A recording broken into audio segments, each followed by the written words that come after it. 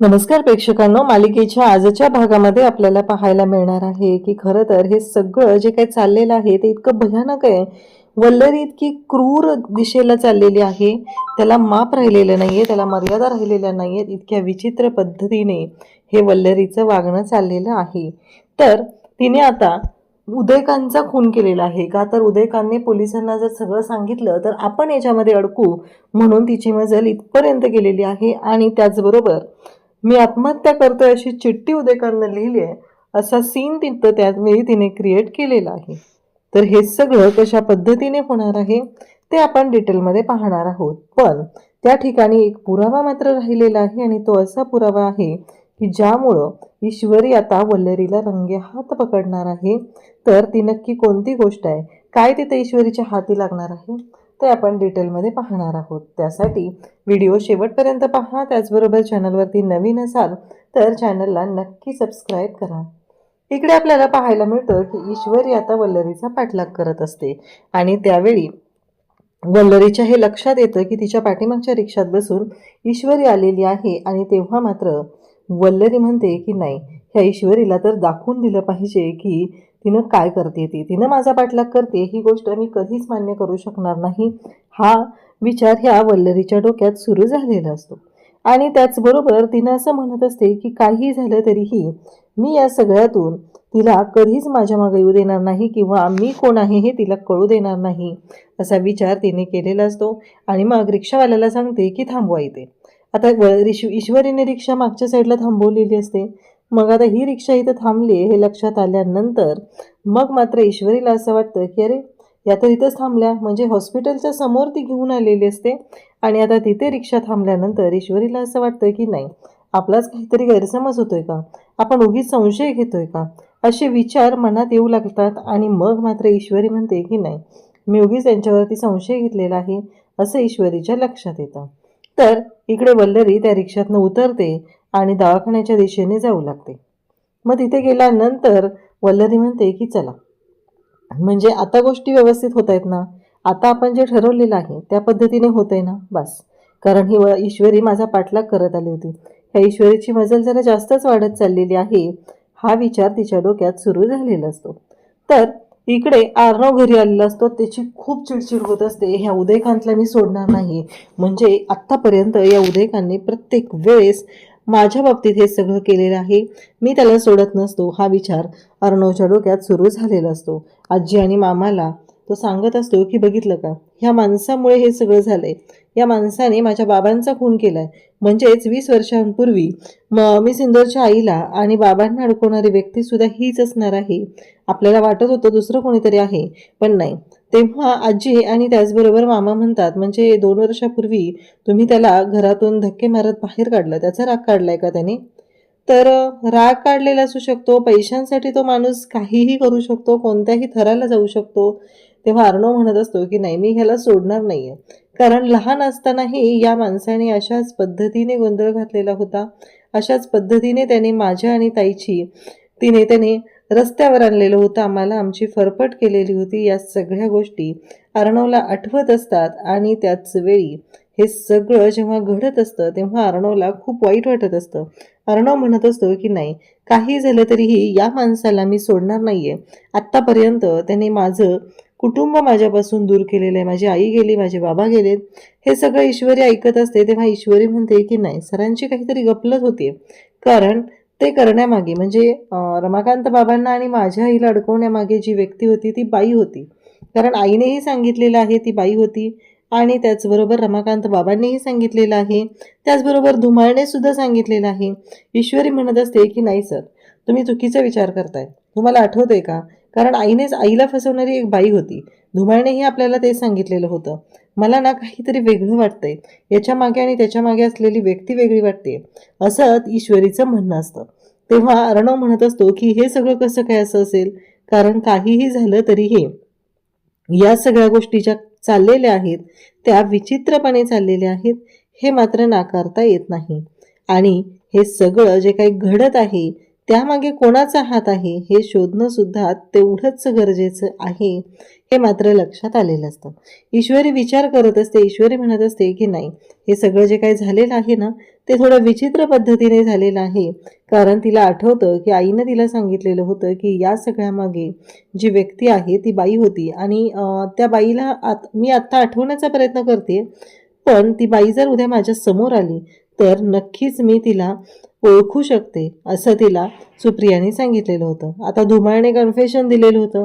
त्यावेळेस धुमाळने सुद्धा एक गोष्ट केलेली होती आणि तो सांगायला लागलेला त्या बाईचं नाव. त्या बाईने सांगितलेलं होतं की या दोघांचे फोटो काढायचे, या अवस्थेतले पेपरमध्ये छापून आणायचे आणि त्यांची नाहक बदनामी करायची, हे सगळं सांगितलेलं होतं. पण घडतं असं की त्यावेळेस मात्र नेमकं इकडे ईश्वरी आणि त्याचबरोबर अर्णव त्या धुमाळकडून कन्फेशन घेत असतात, पण पाठीमागून एक व्यक्ती येते आणि त्या धुमाळला गोळी घालते. आता हे सगळं कसं झालं, हा मोठा प्रश्न उभा राहिलेला असतो, कारण धुमाळला गोळी घातलेली असते त्या माणसाने. आणि मग मात्र इकडे ह्या सगळ्या गोष्टी आता समोर येत असतात आणि ईश्वरीला ते आठवतं, अर्णवलाही ते आठवत असतं. म्हणजे यामागची व्यक्ती आहे ती वेगळी आहे का, असे प्रश्न उभे राहिलेले असतात. आणि ईश्वरी या सगळ्या गोष्टी अगदी सोडवण्याचा प्रयत्न करत असते, कारण ईश्वरीला वाटत असतं की नाही, या मागे जी व्यक्ती आहे ती शोधणं गरजेचं आहे. या गोष्टींचा विचार करता ईश्वरी म्हणत असते की नाही, आपल्याला ना थोडासा वेगळा ट्रॅक निवडायला लागणार आहे सर, कारण आपण जे विचार करतोय त्याच्यापेक्षा गोष्टी काहीतरी वेगळ्या आहेत, असं ईश्वरी सांगत असते. तेव्हा अर्णव त्याचबरोबर आजी म्हणते की हो हो चिंटू, ईश्वरी म्हणते ते अगदी बरोबर आहे. म्हणजे बघ ना, तू विचार कर, काही झालं तरीही या सगळ्या मागे काहीतरी वेगळा हात आहे असं माझ्या लक्षात येते. तेव्हा अर्णव म्हणतो की बरोबर आहे आजी, असं अर्णव सांगू लागतो. त्याच वेळी इकडे पाहायला मिळतं ते म्हणजे आजीच्या डोक्यात जे विचार असतात त्यानुसार अर्णव त्याजवळ ईश्वरी बोलत आहेत. ईश्वरीने सगळे मुद्दे क्लिअर केलेले असतात. मामा म्हणत असतो की नाही, मला तरी काहीतरी वेगळं वाटतंय, याच्या मागे काही वेगळा हात आहे का कोणाचा, असं मामाच्या डोक्यातही सुरू झालेलं असतं. आणि त्याच वेळी इकडे जेव्हा या सगळ्या गोष्टी चाललेल्या असतात तेव्हा अर्णव मात्र खूप चिडलेला असतो. अर्णवच्या डोक्यात एकच आहे की काही झालं तरीही त्या माणसाला मी सोडणार नाही आणि त्याचबरोबर त्या माणसाला मी अजिबात इकडे त्याला जगू देणार नाही, कारण त्याने माझ्या बाबांना आईला संपवलेलं आहे. तेवढ्यात ईश्वरी तिथं आलेली असते. अर्णव आता काम करत बसलेला असतो, त्याचं लक्ष लागत नसतं. आणि त्याचबरोबर हे सगळं जेव्हा घडत असतं तेव्हा मात्र ईश्वरी म्हणते की सर, आपल्याला कोलॅबरेशनसाठी जायचं आहे. तेव्हा अर्णव म्हणतो की are you out of your mind, कळते का तुला काय झालंय ते आणि तू काय बोलतेय, हे लक्षात घे जरा. तेव्हा ईश्वरी म्हणते हो सर बरोबर आहे, पण आपल्या कंपनीच्या दृष्टीनं जे आहे त्याचा विचार करते आणि मग तुम्हाला सांगितलेलं आहे. तेव्हा अर्णव म्हणत असतो की नाही, मी कुठेही येणार नाही, असं अर्णवने स्पष्ट केलेलं असतं.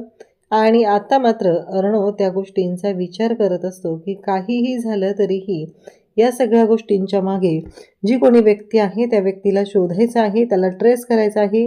त्याच वेळी शिर्के तिथं आलेले असतात. सर, त्या कोलॅबरेशनसाठी आपल्याला जायचं आहे आणि या सगळ्या गोष्टींच्या बाबतीत विचार करून झालेला आहे, असं शिर्के सांगत असतात. तेव्हा ईश्वरीसुद्धा तिथं असते. ईश्वरी म्हणत असते की हो, शिर्केने सांगितले की सर, त्यांचा फायदा आपल्या PR टीमने सांगितले आपल्या कंपनीला होणार आहे, आपल्या ब्रँडला होणार आहे, त्यामुळं आपल्याला तिथे जावं लागणार आहे, असं इकडे शिर्के सांगत असतात. तेव्हा ईश्वरीला ते म्हणतात की तुम्ही समजवा सरांना. तेव्हा ईश्वरी म्हणते की हो पाहते मी. आता ईश्वरीने सांगितले की मी पाहते. आता शिर्के त्याचबरोबर अर्णव चिडलेला असतो. कळते का तुम्हाला, आज आपल्याला काय कळलंय, माझ्या बाबांचा खून करणारी व्यक्ती कोण आहे हे कळलेलं आहे. आणि आत्ता मात्र तुम्ही म्हणताय की कोलॅबरेशनचं शूट आहे, नक्की काय आहे. ईश्वरी त्याला समजवत असते, शिर्के समजवत असतात की सर, त्याचा फायदा आपल्या कंपनीला होणार आहे म्हणून आपण करतोय, अन्यथा आपल्याला ते पैशांसाठी वगैरे करायची गरज नाही आहे, कारण अर्णव आणि ईश्वरीचे फॅन फॉलोअर वाढलेले आहेत, त्यांना पैसे मिळणार आहेत. ही गोष्ट जरी खरी असली तरीही अर्णवचं असं म्हणणं आहे की मला त्या पैशांची गरज नाही आणि त्यामुळं मी त्या कोलॅबरेशनसाठी तयार होत नाही. पण फक्त आणि फक्त हे सगळं जे काही घडतंय त्यामध्ये मात्र इकडे अर्णव आणि ईश्वरी दोघंही आता निघालेले असतात. आणि तेव्हा अर्णव आणि ईश्वरी बोलत असतात. तेव्हा ईश्वरी आणि अर्णव नेहमी भांडतच असतात. तेव्हा मामा म्हणतात की अगदी क्यूट कपलसारखं दिसतंय तुम्ही दोघं. तेव्हा अर्णव सांगतो की ते कोलॅबरेशन आहे ना, त्यासाठी चाललेलो आहे. तेव्हा ईश्वरी म्हणते की हो अर्णव सर तयार झालेत, नशीब त्या गोष्टीसाठी, नाहीतर अवघड झालं असतं. त्यांना बिचाऱ्यांना वाईट वाटलं असतं ना, असं ईश्वरी सांगत असते. तेवढ्यातच शिर्केंचा फोन येतो आणि शिर्के अर्णवला सांगू लागतात की सर, इन्स्पेक्टर सावंतांचा फोन आलेला होता आणि त्यांनी आपल्याला एका लोकेशनला बोलवलेलं आहे, उदयकांतचं लोकेशन ट्रेस झालेलं आहे. तेव्हा अर्णव म्हणतो की चालेल, ते कोलॅबरेशन आले आहेत, त्यांना कॅन्सल म्हणून सांगा, आधी पहिल्यांदा आपल्याला तिकडे जाणं गरजेचं आहे, असं सांगितलं जातं. आणि मग मात्र आता अर्णव, ईश्वरी, मामा सगळेजण उदयकांतचं लोकेशन ट्रेस झाले, पोलिसांनी जे लोकेशन सांगितलेलं आहे त्या लोकेशनवरती जायला निघतात. हे सगळं जे भयानक पद्धतीने घडत असतं. इकडं उदयकांतला वल्लरीचा फोन येतो. वल्लरी म्हणते, हे उदयकांत, मी तुला सांगितले त्या ठिकाणी येतो, मी तुला एक लोकेशन पाठवले, तिथे ये. आता मात्र उदयकांतला तिनं सांगितलं, तो म्हणतो काय करायचं आहे तिथे येऊन, आता बोल ना फोनवरती, तिथे येऊन काय वेगळं बोलणार आहेस तू आता. तेव्हा ती म्हणते, मी सांगितलंय ना तुला ये म्हणून. आणि इकडे तिने ऑलरेडी सँडीला फोन करून सांगितलेलं असतं, एक धट्टाकट्टा माणूस घेऊन ये, कारण वल्लरीने आता सबसेल ठरवलेलं आहे की उदयकांतचा आज काटा काढायचा म्हणजे काढायचा. उदयकांतला सोडायचं नाही आहे हे वल्लरीच्या डोक्यात आहे आणि म्हणूनच वल्लरीनं हा सगळा प्लॅन केलेला असतो. आता उदयकांत बरोबर वल्लरीने सांगितलेल्या ठिकाणी पोहोचतो आणि वल्लरी मात्र त्याच्याकडे पाहत असते. तिच्या डोक्यात एकच असतं. उदयकांत म्हणतो की काय हे, कुठं बोलवलं हिने, अशी कोणती जागा आहे, हा सगळा विचार त्याच्या डोक्यात सुरू झालेला असतो. आणि त्याच वेळी इकडे पाहायला मिळतं ते म्हणजे वल्लरी त्याला दम देत असते, त्याला म्हणत असते की काहीही झालं तरीही हे सगळं जे काही चाललेलं आहे ते सहन करणार नाही. तेव्हा उदयकांत म्हणतो की इथं कशाला बोलवलंय, हे सगळं काय आहे, या सगळ्या गोष्टींचा काय अर्थ आहे, असं म्हणत आता बोलवलेलं असतं. आणि त्याच वेळी ह्या सगळ्या गोष्टी सुरू झालेल्या असतात आणि त्याच वेळी ह्या सगळ्या गोष्टींच्या मागे नक्की काय आहे हा उदयकांत तिला बोलत असतो. तेव्हा ती म्हणत असते की मी ऐकून घेणार नाही, जे काय झालेलं आहे ते मी गप्प बसणार नाही, आणि भीती बाळगायची तर तुला बाळग, मी बाळगायची काहीच गरज नाही आहे, असं तो सांगत असतो. काय तिथे जाऊन मजा मारायची. तेव्हा उदयकांत म्हणत असतो की उदयकांतला वल्लरी म्हणत असते की मला शब्द दे की तू या सगळ्यामध्ये माझं नाव घेणार नाही, तुला जर पोलिसांनी पकडलं तर तू माझं नाव घेणार नाही. त्यावेळेस उदयकांत म्हणतो की मी का शब्द देऊ, जे शब्द पाळले जात नाही तो शब्द मी देत नसतो, असं उदयकांतने स्पष्ट केल्यानंतर मात्र इकडे धक्का बसलेला असतो आणि तो धक्का एवढा मोठा असतो की वल्लरीची मात्र वाट लागलेली असते. उदयकांत नाही म्हणतो तेव्हा वल्लरी म्हणते, सोडत नसते तुला, असं म्हणत वल्लरीने खानदेशी त्याच्या चापट दिली. त्यावेळेस उदयकांत म्हणत असतो, तू माझ्यावर हात उचललाय, माझ्यावरती, आता मी तुला सोडत नसतो, असं म्हणत उदयकांतने तिचा गळा पकडलेला असतो आणि गळा ओळायला सुरुवात करतो. आणि नेमकं त्याच वेळेस पाहायला मिळतं ते म्हणजे ज्या पद्धतीने ह्या सगळ्या गोष्टी झालेल्या असतात त्यावरून क्लिअर होत असतं की आता काय वल्लरी जिवंत राहत नसते.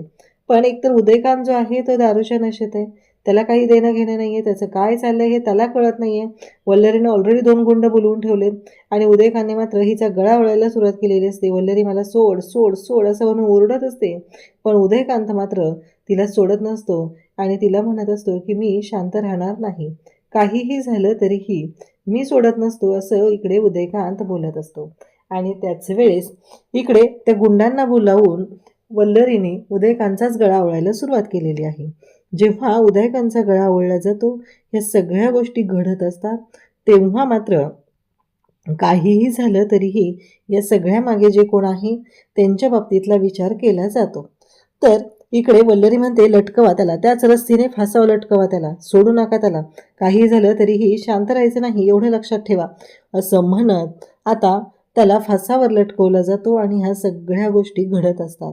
इकडे अर्णव, ईश्वरी पोहोचलेले असतात. आता मात्र वल्लरी हादरलेली असते, कारण पोलीस तिथं आलेले आहेत आणि पोलीस आल्यानंतर राडा होणार याबद्दल काही शंकाच नसते. आणि आता मात्र ती घाबरलेली आहे. तिच्या डोक्यात फक्त एकच सुरू आहे की हे सगळं जे काही घडत आहे यामागे काय आहे, यामागे काय करायचं आहे, हा प्रश्न उभा राहिलेला असतो. आणि मग मात्र इकडे वल्लरीने त्याला फासावर तर लटकवलेला आहे, पण त्याचबरोबर तिथे एक चिठ्ठी लिहायला सुरुवात केलेली असते आणि ती चिठ्ठी लिहित असते. त्याच्यामध्ये उदयकांत असं स्पष्ट लिहितोय ते म्हणजेच की या सगळ्याच्या मागे जे कोणी आहे, म्हणजेच उदयकांतच्या नावाची ती चिठ्ठी असते, हे सगळं मी स्वतःहून करतोय, मी स्वतःहून आत्महत्या करतोय, असा या चिठ्ठीचा अर्थ असतो. आणि त्याच वेळी आता हे सगळेजण तिथं पोहोचलेले असतात. वल्लरीने त्याला फासावर लटकून त्या गुंडांना तिथून फरार व्हायला सांगितलेलं असतं, मुंबई सोडून बाहेर निघून जायला सांगितलेलं आहे. या सगळ्या गोष्टी जरी घडत असल्या तरीही यामागे जे काय आहे ते मात्र खरंच खूप भयानक असे. वल्लरी इतक्या क्रूरपर्यंत, इतक्या खालच्या दर्जापर्यंत पोहोचलेली आहे, त्याचा विचारही कोणी करू शकत नाही. इकडे अर्णव आणि ईश्वरी आता तिथे पोहोचलेले असतात. तो सगळ्यांच्या हातात टॉर्च असतो, पाऊस पडत असतो धो-धो, लाईट गेलेले असतात आणि नेमकं त्याच वेळेस इकडे अर्णव आणि ईश्वरीसुद्धा आता त्या रूममध्ये जातात आणि ईश्वरी पाहते तर वरती फासावर लटकलेला असतो तो म्हणजे उदयकांत आणि वल्लरीला मात्र ईश्वरीला मात्र खूप मोठा धक्का बसलेला असतो. ती घाबरते आणि जोरात किंचाळते. त्यावेळेस अर्णवचं लक्ष जातं, पोलीस तिथे येतात. तिथे एक चिठ्ठी लिहिलेली असते, त्याच्यावरती स्पष्टपणे लिहिलेलं असतं की मी स्वतःहून आत्महत्या करत आहे. आता हे ऐकता क्षणी सगळ्यांना धक्का बसतो. ईश्वरी म्हणते की हे कसं शक्य आहे, कारण काहीही झालं तरीही या सगळ्या गोष्टी शक्य असणं कसं पॉसिबल आहे, याच्या मागे काहीतरी आहे. कारण उदयकांतने स्वतः रमाकांत बाबांचा खून केला आणि आता तो का आत्महत्या करेल? उलट तो तर राहणार ना तसंच. आत्महत्या करायचा प्रश्नच येत नाहीये, त्याला कोणीतरी मारून टाकलंय. ही गोष्ट ईश्वरीच्या सुद्धा लक्षात आलेली असते आणि म्हणूनच ईश्वरी बोलत असते आणि ईश्वरी तिथे शोधाशोध करू लागते. तेव्हा ईश्वरीला तिथे काही घुंगरं पडलेली दिसतात. ईश्वरी ती घुंगरं उचलते आणि तिच्या डोक्यात क्लिक होतं की नाही, या सगळ्या मागे नक्की अशी कोणतरी व्यक्ती आहे जिने हे सगळं केलेलं आहे. हा विचार ईश्वरीच्या डोक्यात सुरू झालेला असतो आणि त्याचबरोबर ईश्वरी ती घुंगरं पाहते आणि शोधाशोध करू लागते. म्हणजेच ईश्वरी म्हणते की हे सगळं जे काय आहे त्याच्या मागे असणारी व्यक्ती आपल्याला शोधावी लागणार आहे. हे सगळं कोणी केलेलं आहे हे शोधावं लागणारच आहे. हा विचार तिच्या डोक्यात सुरू झालेला आहे आणि ती मात्र आता शोधत बाहेर आलेली असते आणि बाहेर आल्यानंतर पाहते तर काय, तिला कोणीतरी तिथून जाताना दिसतं. तर जाणारी व्यक्ती दुसरी तिसरी कोणी नसून ती वल्लरी आहे. आता ईश्वरीने तिचा जवळजवळ चेहरा पाहिलेलाच आहे. ईश्वरीच्या लक्षात आले की ती वल्लरी आहे आणि ईश्वरी वाकून वाकून त्या बाईकडे पाहत आहे. आता वल्लरीच्या मागे जरी ईश्वरी लागली तरी पुढे काय होणार आहे, आणखी काय काय गोंधळ वाढून ठेवले जाणार आहेत, हे मात्र आपल्याला पुढे पाहायला मिळणार आहे. अशाच अपडेटसाठी चॅनलशी कनेक्ट राहा. थँक्यू.